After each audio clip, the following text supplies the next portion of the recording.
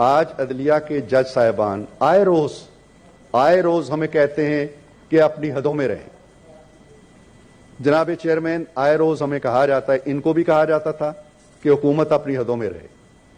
F آئی آئی اپنی حدوں میں رہے،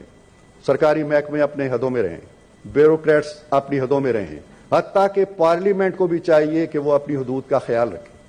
صرف ایک ہے جو حدود و قیود سے پاک ہے، اور وہ ہے ہمارے معزز جج صاحبان. آپ آئین لکھتے ہیں، کتنے مہینے کتنے سال لکھتے ہیں، یہاں بحثیں کرتے ہیں، سینکڑوں لوگ اس کو، وہاں 3 جج ری رائٹ کر دیتے ہیں اس کو. جناب میں بڑے ادب سے یہ کہتا ہوں کہ وہ بھی اپنی حدود کا خیال رکھیں. ہمارے بجٹ کو، ہماری اکانومی کو، ہمارے حالات کو یہاں تک پہنچانے میں جب ہم کہتے ہیں جی کہ یہ ناکارہ ہو چکا ہے اسٹیل مل، اس کو نیلام کر دیا جائے، نہ یہ کر سکے، نہ اس سے پہلے کر سکے، نہ ہم کر پائیں گے، اس لیے کہ بیچ میں کوئی رکاوٹیں آ جاتی ہیں. بسم اللہ الرحمن الرحیم. السلام علیکم ناظرین، این بی نیوز کی طرف سے میں آپ کا میزبان نواز بھٹو اپنے کیمرامین فرقان نواز ساتھ آپ کی خدمت میں حاضر ہیں. ناظرین، جس چیز کا میں نے رات اندیشہ ظاہر کیا تھا بالآخر وہی ہوا، یعنی عدلیہ اور پارلیمان میں تصادم کے جو امکانات ہیں وہ بہت زیادہ بڑھ گئے ہیں. اور آج اس حوالے سے کابینہ کا ایک اجلاس ہوا، اور کابینہ کے اجلاس میں عدلیہ کے حوالے سے انتہائی اہم فیصلے کیے گئے ہیں. ناظرین، جیسا کہ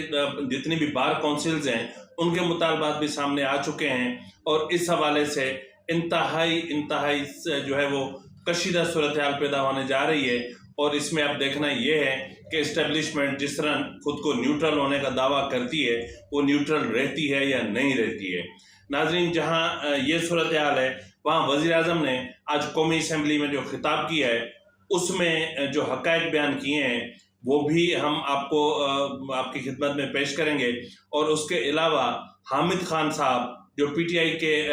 اپنا رہنما ہیں، انہوں نے جسٹس قاضی فائز عیسیٰ اور فل کورٹ کے حوالے سے جو بات کہی تھی وہ بھی ہم آپ کو سنوائیں گے. ناظرین، انتہائی کشیدہ صورتحال ہے، اور اس کشیدہ صورتحال میں اس ملک کی معیشت کہاں جا کے پہنچے گی، ہمیں اقتصادی طور پہ کتنا نقصان ابھی مزید اور اٹھانا ہے، اور اس طرح کے متنازع فیصلوں سے پاکستان کو اور کتنے زخم لگنے ہیں، ان تمام حقائق پر آج ہم بات کریں گے. ناظرین، اگر آپ کو ہمارا پروگرام پسند آئے تو آپ سے التماس ہے کہ مہربانی کر کے اس کو سبسکرائب کرنا، لائک کرنا اور شیئر کرنا مت بھولیے گا. کہ کانسٹیٹیوشنل کیسز کے لیے اگر 5 کا بینچ بنے تو پہلے سینئر موسٹ ججز کا بینچ ہونا چاہیے. یہ غلط کام ہو رہا ہے جو بندیال صاحب کر رہے ہیں کہ اپنی مرضی کے بینچ بناتے ہیں، کوئی 4تھے نمبر سے اٹھاتے ہیں، 8ویں نمبر سے اٹھا لیتے ہیں. یہ نہیں ہونا چاہیے. اسی لیے معاملات خراب ہو رہے ہیں، الجھ رہے ہیں. جو ہم دیکھ رہے ہیں کچھ عرصے سے، اس میں خاص طور پہ جیسے بندیال صاحب نے بھی یہ کام کیا، اس سے پہلے گلزار تو بہت ہی کرتا تھا کہ وہ قاضی فائز عیسیٰ جو سینئر موسٹ جج ہے اس کو کسی کانسٹیٹیوشنل بینچ میں نہیں بٹھایا جا رہا. یہ بہت افسوس کی بات ہے، بہت دکھ کی بات ہے. ناظرین، جیسا کہ اس گزشتہ پروگرام میں بلکہ رات کے پروگرام میں نے یہ کہا تھا کہ عدلیہ اور پارلیمان تیزی سے بڑے تصادم کی طرف بڑھ رہے ہیں، اور عدلیہ نے تو اپنا کام جو کرنا تھا وہ کر دیا، اور اپنی ہی غلطیاں انہی کے اپنی ہی ججمنٹس میں سامنے آنے لگیں، اور بہت جو کچھ ہوا وہ بہت غلط ہوا. اور اب اس سے جو پاکستان کی معیشت کو نقصان پہنچا وہ آج ایک ہی جھٹکا جو ڈالر کو لگا وہ آپ نے آج دیکھ لیا، اور اس سے پہلے والے پروگرام میں بھی میں نے اس پر بات کر لی ہے. تو ناظرین، جیسا کہ ہم بات کر رہے تھے کہ عدلیہ اور پارلیمان تیزی سے تصادم کی طرف بڑھ رہے تھے، اب جو ہے وہ دونوں فریق جو ہیں وہ پوائنٹ آف نو ریٹرن پر پہنچ چکے ہیں. اس حوالے سے آج کابینہ کا انتہائی اہم اجلاس ہوا، اور کابینہ کے اجلاس میں عدالتی امور جو ہیں ان پر ان کا بغور جائزہ لیا گیا، اور جائزے کے بعد جو عدالت کے سو موٹو اور فل کورٹ کے جو اختیارات ہیں ان پر، اور جو دیگر عدالتی اختیارات ہیں ان پر پارلیمان میں بحث کروانے کا بھی جو ہے وہ اپنا فیصلہ کیا گیا. ناظرین، کابینہ کے اجلاس میں جہاں عدلیہ کے اختیارات سے متعلق بات چیت کی گئی، وہاں اس میں جو اصلاحات کی جانی ہیں اس حوالے سے بھی جو ہے وزارت قانون کو ہدایات جاری کر دی گئی ہیں، اور اس حوالے سے ایک مسودہ تیار کیا جائے گا جس میں عدالتی اختیارات کو محدود کر دیا جائے گا، یعنی سو موٹو کے اختیارات فل کورٹ کے اختیارات اور اس طرح کے جو بھی اختیارات ہیں ان پر تفصیل سے جو ہے وہ ایک مسودہ تیار ہوگا جو کابینہ میں پیش ہو جائے گا۔ ناظرین، کابینہ کے اجلاس میں اس بات پر بھی غور کیا گیا کہ آیا پنجاب اور وفاق کے درمیان جو تصادم کی صورتحال ہے یہ کس طرف جا رہی ہے اور اس کو کس طرح روکا جا سکتا ہے، آیا گورنر راج کے حوالے سے روکا جا سکتا ہے یا اور کوئی آئینی راستہ ہے، اور ان تمام امور پر جو غور کیا گیا۔ تاہم فی الحال جو ہے وہ ویٹ اینڈ سی کی پالیسی اختیار کرنے کا فیصلہ کیا گیا اور یہ دیکھنے کا فیصلہ کیا گیا کہ اب دیکھتے ہیں کہ پنجاب حکومت مزید کون سے اقدامات کرتی ہے جس کے بنیاد پر جو ہے وہ کابینہ فیصلہ کرے گی۔ ناظرین، اس کے بعد وزیر اعظم نے قومی اسمبلی میں خطاب کیا اور اس خطاب میں انہوں نے بہت سارے امور جو تھے وہ ایوان کے سامنے پیش کیے، جس میں جو عمران خان کی کرپشن، عمران خان کے کرپشن کا دور اور ٹرانسپیرنسی انٹرنیشنل کی رپورٹ سے لے کر کے جو ہے وہ پارلیمنٹیرینز تھے ان کی گرفتاریوں، ان کی ضمانتوں، ان کے کرپشن کے کیسز سے لے کر فارن فنڈنگ کیس تک کئی امور پر انہوں نے بات کی، اور انہوں نے عدلیہ کے حوالے سے بھی کئی سوالات اٹھائے، اور ان کا جو لب لباب تھا وہ یہ تھا کہ اگر انصاف نہ ہو، جس ملک میں انصاف نہ ہو وہ ملک انصاف کے بغیر نہیں چل سکتے، نہ ہی انصاف کے بغیر جنگیں لڑی جا سکتی ہیں، نہ ہی انصاف کے بغیر ملک کی معیشت پروان چڑھ سکتی ہے۔ لیکن بدقسمتی ہماری یہ ہے کہ یہاں پہ انصاف کے تقاضے الگ ہیں، یعنی کسی کے لیے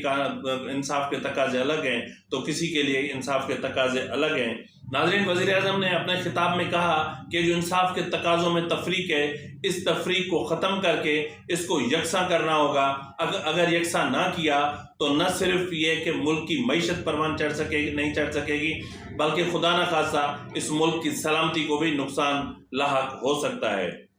ناظرین، انہوں نے کئی سوال بھی اٹھائے۔ انہوں نے فریال ٹالپور کی گرفتاری جس انداز سے کی گئی اس پر نوٹس نہ لیے جانے پر بھی سوال اٹھایا۔ انہوں نے گندم، چینی اور LNG اور جو دیگر چیزیں جو درآمد کی گئی تھیں ان پر نوٹس نہ لیے جانے پر بھی سوال اٹھایا۔ انہوں نے 8 سال سے زیر التوا فارن فنڈنگ کیس کے حوالے سے جو معاملات ہیں ان پر بھی سوال اٹھایا۔ انہوں نے مریم نواز کی گرفتاری کے حوالے سے بھی سوال اٹھایا۔ انہوں نے شاہد خاقان عباسی اور دیگر جو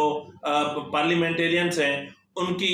گرفتاریوں اور ان کے ساتھ جو ناانصافیاں ہوتی رہیں ان پر بھی سوال اٹھایا۔ انہوں نے شہزاد اکبر کی طرف سے کی جانے والی کرپشن اور بے تحاشا اور بے حساب اخراجات پر بھی سوال اٹھایا، اور سوال اٹھا کر عدلیہ کو جو ہے وہ مخاطب ہو کر کہا کہ جہاں یہ سب معاملات ہو رہے تھے تب آپ کہاں تھے اور تب آپ کے اختیارات کہاں تھے۔ ناظرین، کابینہ کا جو اجلاس ہوا اس میں قاضی جسٹس فائز عیسیٰ کے خلاف جو سابقہ حکومت کی طرف سے ریفرنس بھیجا گیا تھا اس کو بھی ختم کرنے کا اعلان کیا گیا، اور اس میں DGFIA اور گورنر اسٹیٹ بینک کی تعیناتی کے حوالے سے بھی جو اہم فیصلے کیے گئے۔ ناظرین، اس وقت جیسا کہ ہم نے کہا کہ صورتحال انتہائی کشیدہ ہے، اور دوسری طرف جو ہے وہ PTI کی کور کمیٹی کا بھی اجلاس ہوا ہے۔ اس کور کمیٹی کے اجلاس میں انتہائی اہم امور زیر غور آئے ہیں، جس میں پنجاب میں کابینہ کی تشکیل اور وفاقی حکومت کا خاتمہ، یعنی کور کمیٹی کے اجلاس میں غور کیا گیا کہ موجودہ وفاقی حکومت کو کس طرح ختم کیا جا سکتا ہے۔ اس کے لیے لانگ مارچ کا آپشن استعمال کیا جا سکتا ہے، یا اس کے لیے عدالتی آپشن استعمال کیا جا سکتا ہے، یا اس کے لیے ایوان صدر کو استعمال کیا جا سکتا ہے۔ یعنی تمام آپشنز پر غور کیا گیا، اور تاہم جو ہے وہ یہ فیصلہ، حتمی فیصلہ PDM کے اجلاس کے بعد تک مؤخر کیا گیا۔ ان کا یہ کہنا تھا کہ اب یہ دیکھنا کہ کل جو PDM کا اجلاس ہونا ہے اس میں اگر کوئی ایسا فیصلہ سامنے آیا تو اس کے جواب میں PTI اپنے فیصلے کرے گی۔ ناظرین، کابینہ کے اجلاس میں اور وزیر اعظم کے جو خطاب میں واضح طور پر یہ ایک پیغام بھیجا گیا کہ تمام اداروں کو آئینی حدود میں رہ کر کام کرنا چاہیے۔ تمام ادارے اپنی آئینی حدود کو سمجھیں اور سمجھ کر ان کے اس دائرہ کار میں اور ان کی ان حدود میں رہ کر کام کریں، تبھی یہ ملک اور اس ملک کی معیشت سروائیو کر سکتی ہے، چل سکتی ہے۔ لیکن اگر اس طرح نہ کیا گیا تو صورتحال مزید کشیدہ ہو سکتی ہے۔ ताहम नाजरीन, आज वज़ीर आज़म के खिताब हो या फिर काबीना का इजलास हो, इन दोनों में एक चीज़ जो यकसां पाई गई वो ये थी कि हुकूमत के मिजाज में जो तलखी है वो तलखी किसी जो है वो तूफ़ान का पेशेमा है, और अगर ये तलखियाँ बढ़ती हैं तो फिर हुकूमत क्या फ़ैसले कर सकती है और किस तरफ जो है वो जा सकती है। इस मरहले पे अगर हुकूमत ने जो है वो इक़्तिदार से अलग होने का फ़ैसला कर लिया तो मुल्क की मईशत तबाह हो जाएगी और पाकिस्तान डिफ़ॉल्ट की तरफ चला जाएगा। नाज़रीन, जैसा कि इससे पहले वाले प्रोग्राम में मैंने कहा था कि IMF की वजह से जो ताख़ीर की जा रही है उसकी बुनियादी और अहम वजह पाकिस्तान में सियासी अदम इस्तेहकाम है, और यही वजह, यही सिलसिले अगर जारी रहे तो मामला किसी और जगह भी पहुंच सकते हैं, या यानी यूं कह लें कि हम डिफ़ॉल्ट की तरफ भी जा सकते हैं। नाज़रीन, इस वक्त हमको, हमारे मुल्क को एक इस्तेहकाम की ज़रूरत है और अदलिया को होश से काम लेने की ज़रूरत है, क्योंकि तमाम बार कौंसिल्स और हुकूमत और जस्टिस काजी फ़ायज़ ईसा जो सुप्रीम कोर्ट के सीनियर तरीन जज हैं, उनके जो मौक़िफ़ हैं वो सामने आने के बाद अदलिया का जो असल चेहरा है वो अवाम और जो कानून के तलबा हैं उनके और सियासतदानों के सामने खुलकर आ गया है। तो इसलिए अब अदलिया को चाहिए कि वो अपनी आइनी हुदूद में रहें ताकि इस मुल्क की मईशत को मुस्तहकम किया जा सके। इसी के साथ ही नाज़रीन, अपने मेज़बान नवाज़ भुट्टो को इजाज़त दीजिए। अल्लाह हाफ़िज़।